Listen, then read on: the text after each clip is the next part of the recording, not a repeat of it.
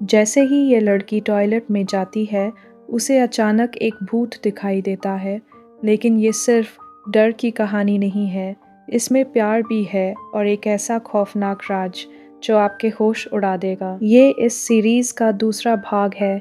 अगर आपको ये वीडियो पसंद आए तो लाइक और सब्सक्राइब ज़रूर कर देना। और हाँ, अगर आप कमेंट करते हो तो आपका नाम मैं अगली वीडियो में ज़रूर लूँगी। जैन वू एक रोती हुई लड़की को देखता है, लेकिन कुछ नहीं कहता, बस चुपचाप उसके पास खड़ा रहता है जब तक वो खुद शांत ना हो जाए। सोंग ही दूर से ये सब देखती है और मुस्कुरा देती है। यही वजह थी कि वो उसे पसंद करती थी।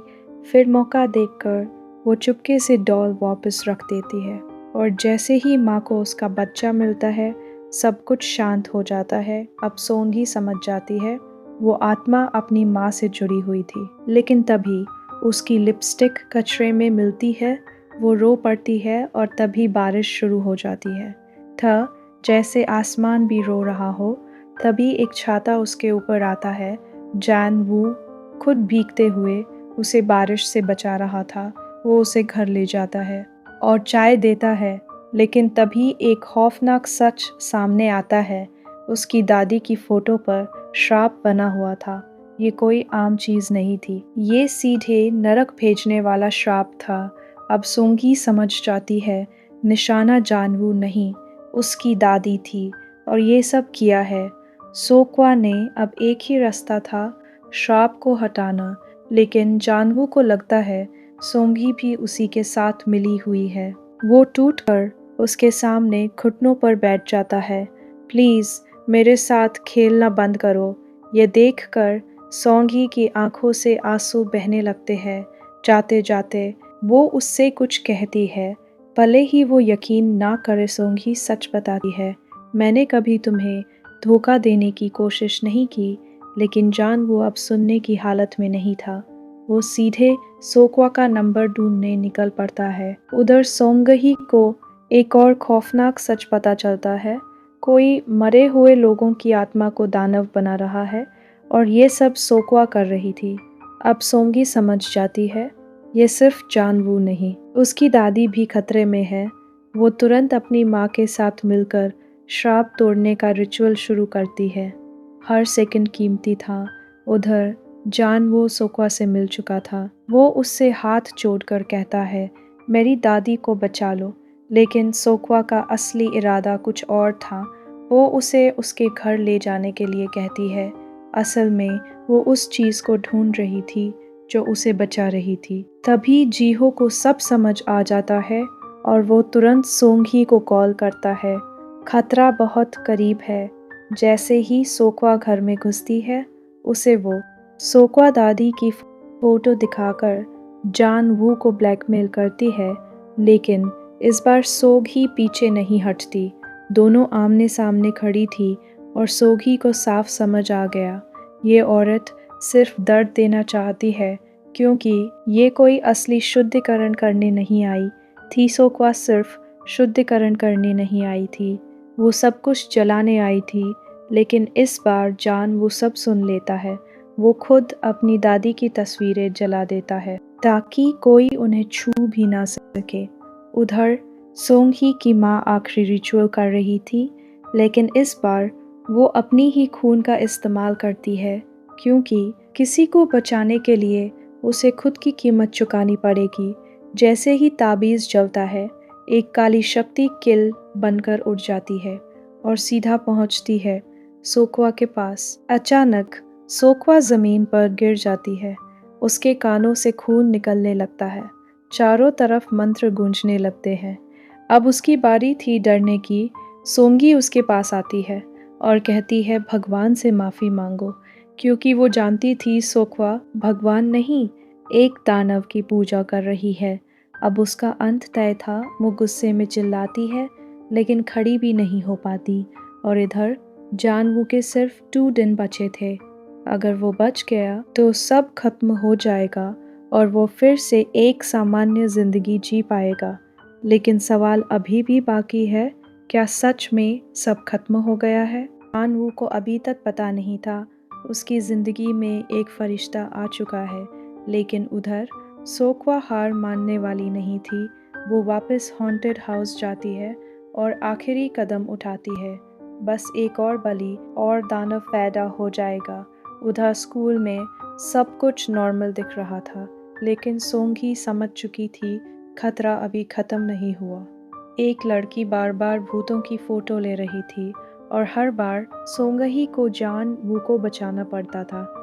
फिर अचानक कैमरे में कुछ डरावना कैद हो जाता है। बहुत सारे बिना चेहरे वाले भूत, ये कोई आम बात नहीं थी। ये संकेत था कि इविल गॉड पैदा होने वाला है और वो बनने वाली थी सोक्वा। अब सोंगी तुरंत अपनी माँ के पास जाती है और तीनों मिलकर हॉन्टेड हाउस पहुँचते हैं। वहाँ सैकड़ों भूत उनका इंतज़ार कर रहे थे, लेकिन वो उन्हें हरा देते हैं। अब असली काम शुरू होता है, उस श्राप को ख़त्म करना। उन्हें एक लकड़ी का सिर मिलता है जो इस पूरे श्राप की जड़ था। सोंगी बिना डरे अपने हाथ काटकर उसे पकड़ लेती है। उसका ये रूप देखकर सब हैरान रह जाते हैं। माँ की आंखों में गर्व था। एक लड़की नहीं, एक सच्ची शमन बन चुकी थी। धीरे धीरे सब कुछ नॉर्मल लग रहा था, लेकिन सूनही की दुनिया कभी नॉर्मल नहीं हो सकती थी। जब उसने उस छोटे कुत्ते की आत्मा को देखा तो वो हल्का सा मुस्कुरा दी, जैसे उसे डर नहीं बल्कि क्यूरियोसिटी हो। इतना क्यूट गोस्ट, भूत हो या डॉग, प्यार तो मिलता है ना। जुनून पास से गुजरा और उसके पीछे उसका वफादार कुत्ता, जो अब सिर्फ एक बॉडी नहीं, एक आत्मा था। जीहो और गॉनवू दोनों कंफ्यूज थे। ये हंस क्यों रही है? धीम, डरी नहीं बल्कि चैलेंज करती आवाज़। डराना है? गलत लड़की चुन ली तूने। तभी गॉनवू भी वहाँ पहुँच गया। वो जुनून को उठाने गया, लेकिन जैसे ही उसने उसे छुआ सब खत्म हो गया। शैतान अब गॉनवू के अंदर था और इस बार उसे ये नया शरीर पसंद आ गया था।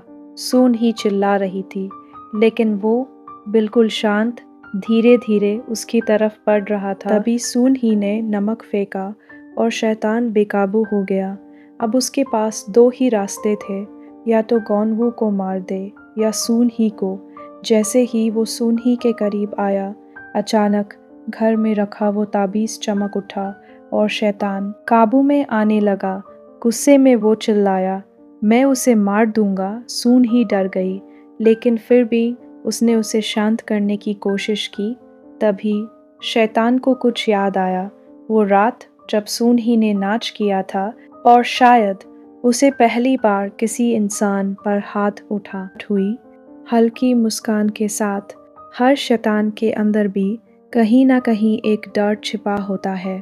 फिर उसने एक खेल शुरू किया, एक शर्त। अगर सून ही शैतान को सोक्वा से पहले पकड़ लेती है तो वो उसकी हर इच्छा पूरी करेगा। सून ही मान गई। उसने आंखें बंद की और गिनती शुरू की, 1, 2, 3, और उसी पल शैतान दरवाज़ा तोड़कर भाग गया। उधर सून ही की माँ पहुँचने ही वाली थी। जैसे ही उसने गॉनवू को भागते हुए देखा और वो अजीब सी हंसी, उसे समझ आ गया शैतान बाहर आ चुका है। उसने तुरंत पीछा शुरू किया और उधर जुनून को बचा लिया गया। लेकिन असली खतरा अभी बाकी था, क्योंकि अब गॉनवू शहर की सड़कों पर था और शैतान इस नई दुनिया को एक्सप्लोर कर रहा था। तभी उसने कुछ गुंडों को देखा जो बोवमैन को परेशान कर रहे थे। अगले ही पल सब उल्टा हो गया। शैतान ने उन्हें ही पीटना शुरू कर दिया, थोड़ी हंसी के साथ। कभी कभी बुराई भी बुरों को सबक सिखा देती है। लेकिन फिर उसने बोवेन से पूछा, स्कूल का रास्ता कहाँ है? बोवेन डर गया, क्योंकि ये वो गॉनवू नहीं था, ये कुछ और था। और जब गुंडे वापस बदला लेने आए तभी जीहो ने फ़ोन उठाया, लेकिन फिर रुक गया। वो सून ही को परेशान नहीं करना चाहता था, इसलिए उसने खुद ही गुंडों से लड़ने का फैसला किया। लेकिन उसे एक बात नहीं पता थी, वो जिस गॉनवू के सामने खड़ा है वो गॉनवू नहीं है।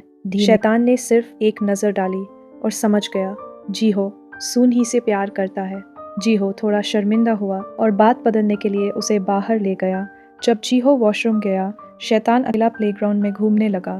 तभी धड़ाम धड़ाम नकली गोलियों की आवाज़, और अचानक वो ज़मीन पर गिर पड़ा। हर डर कहीं ना कहीं से आता है और कुछ डर कभी ख़त्म नहीं होते। वो कांपने लगा क्योंकि अपने पिछले जन्म में वो एक सैनिक था जो जंग में मारा गया था। तभी सून ही दौड़ती हुई आई और उसका हाथ पकड़ लिया। तेज, कॉन्फिडेंट, खेल खत्म, अब वादा निभाओ। सून ही ने कहा, गॉनवू को छोड़ दो, वो मेरा पहला प्यार है। अचानक गॉनवू की आवाज़ आई, मैं गॉनवू हूँ, और अगले ही पल शैतान फिर से उसके शरीर में लौट आया। ये खेल नहीं है अब।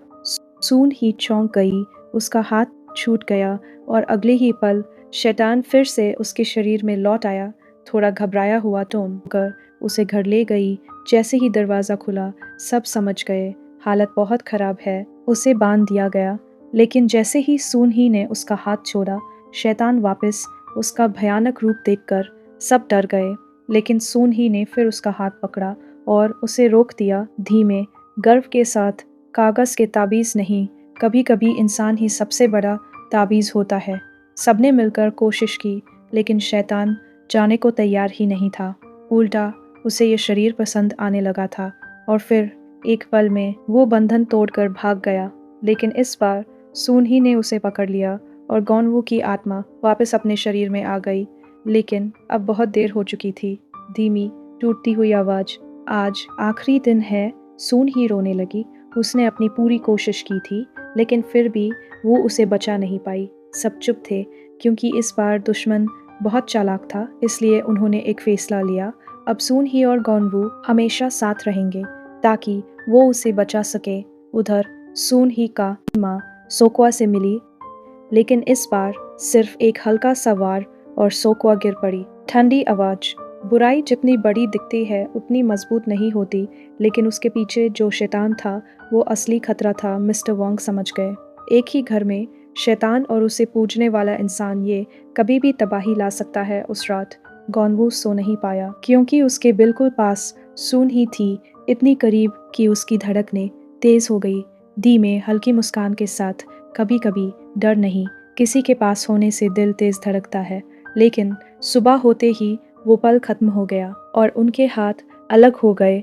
उधर शैतान अब आज़ाद घूम रहा था। उसने कपड़े बदले और सीधा पहुंचा स्कूल, क्योंकि अब उसे इस नई जिंदगी में मज़ा आने लगा था। स्कूल के गेट पर टीचर उसे देख लेते हैं। उन्हें लगता है ये गॉनवू है और उसे ले जाते हैं। प्रैक्टिस के लिए धनुष उठाया गया। पहला तीर चूक गया, लेकिन उसके बाद हर तीर सीधा निशाने पर। शैतान खुद हैरान था। ये शरीर खुद जानता है क्या करना है। उसे समझ आ गया, गॉनवू कोई आम लड़का नहीं है, लेकिन उसका अजीब व्यवहार सबको कंफ्यूज कर रहा था। उधर सून ही को पता चला शैतान भाग चुका है। वो भागती हुई गॉनवू के घर पहुंची, लेकिन वो वहां नहीं था। तभी एक उम्मीद मिली। बोकेई कुत्ता, वो भौंकने लगा जैसे सब समझ रहा हो और सून ही को रास्ता दिखा रहा हो। तेज अर्जेंट टोन, कभी कभी इंसान नहीं जानवर रास्ता दिखाते हैं। सून ही उसके पीछे दौड़ी, और उधर स्कूल में जीहो ने गॉनवू को देखा। वो तीर चला रहा था, लेकिन कुछ गड़बड़ थी। जीहो पास आया और नाम पुकारा, गॉनवू। तभी शैतान ने मुड़कर देखा और तीर सीधा उसकी तरफ तान दिया। धीमे डरावनी आवाज़, जब अपने ही निशाना बन जाए तब समझ जाओ कुछ गलत है। जीहो डर गया। तू गॉनवू नहीं है ना? एक सेकंड सन्नाटा, फिर शैतान ने तीर नीचे रखा और जोर से लात से भाग गया। उसी वक्त सून ही भी स्कूल पहुंच चुकी थी, पायजामा में, घबराई हुई, भागती हुई। टीचर ने उसे रोका और कहा, पहले कपड़े बदलो। लेकिन सून ही के लिए अब कपड़े नहीं, समय ज़्यादा ज़रूरी था। ही सून ही पहुंची। शैतान गोदाम में था और एक और आत्मा से लड़ने की तैयारी कर रहा था। लेकिन जैसे ही उसने सून ही को देखा, वो भाग गया। शिकार और शिकारी अब दोनों एक दूसरे का पीछा कर रहे थे, लेकिन कोई भी किसी को पकड़ नहीं पा रहा था। धीमे चालाक टोन में, हर लड़ाई ताकत से नहीं जीती जाती, कुछ दिमाग से भी जीतनी पड़ती है। तभी सून ही को एक आइडिया आया। उसने उसे शैतान कहना बंद किया और उसे एक नाम दिया, बोंगसू, क्योंकि वो बोंगू इलाके के उस घर में रहता था। और हैरानी की बात, शैतान को ये नाम पसंद आ गया। हेल्की हंस, नाम दे दो तो सबसे खतरनाक चीज़ भी अपनी लगने लगती है। यही सून ही का ट्रैप था। उसने जोर से पुकारा, बोंगसू बोंगसू बोंगसू। शैतान ने भी जवाब दिया 3 बार, और बस वो फंस चुका था। तेज विजयी टोन, खेल खत्म, नियम मैंने बनाए थे। अब कुछ समय के लिए शैतान को मानना ही था। बोंग सू गुस्से से भर गया, लेकिन सून ही ने मौका नहीं छोड़ा। उसने तुरंत गॉन वू का हाथ पकड़ा और उसकी आत्मा वापस आने लगी। लेकिन वो अभी घर नहीं जा सकते थे, क्योंकि उधर एक और लड़ाई चल रही थी। सून ही की माँ सोक्वा को बचा रही थी, जिसने खुद बुराई का रास्ता चुना था। सच्चा इंसान वही होता है जो दुश्मन को भी मरने नहीं देता। इधर सून ही और गॉनवू अभी भी साथ थे, हाथ पकड़े हुए, लेकिन दुनिया के लिए ये कुछ और लग रहा था। इसलिए उन्होंने प्लान बनाया। गॉनवू बीमार बनने का नाटक करेगा और सून ही उसे सहारा देगी होती। अचानक जुनून आ गया। उसने सून ही का हाथ पकड़ लिया और सवाल पूछने लगा, तुम मेरे कुत्ते को कैसे जानती हो? गॉनवू को ये पसंद नहीं आया और दोनों के बीच झगड़ा शुरू हो गया। थोड़ा इरिटेटेड टोन। लड़के जब लड़ते हैं तो सबसे ज़्यादा परेशानी किसी और को होती है। तभी जीहो भी आ गया। उसने इशारा करते देखा और बिना सोचे सीधा गॉनवू पर टूट पड़ा। उसे लगा वो फिर से कब्जे में है, लेकिन उसी पल बोंग सू वापस आ गया। उसने जीहो को जोर से मारा और फिर से भाग गया। अब समय और कम हो गया था। सून ही ने सब समझाया और फिर वो उसे ढूंढने निकल पड़ी। तभी वो उसे मिली स्कूल में टीचर के पास आर्चरी कंपटीशन में नाम लिखवाते हुए। शैतान अब खेल नहीं जीवन जी रहा था, लेकिन फिर कुछ अनएक्सपेक्टेड हुआ। बोंग सू ने खुद सून ही का हाथ पकड़ा और गॉनवू में बदल गया। उसने फॉर्म पूरा किया और सून ही को छत पर ले गया, जहां उसने एक सच बताया। उसने शैतान से डील कर ली थी। शर्त ये थी, शैतान को शरीर मिलेगा और गॉनवू जो चाहेगा वो कर सकेगा। सून ही डर गई, क्योंकि ये खेल अब बहुत खतरनाक हो चुका था।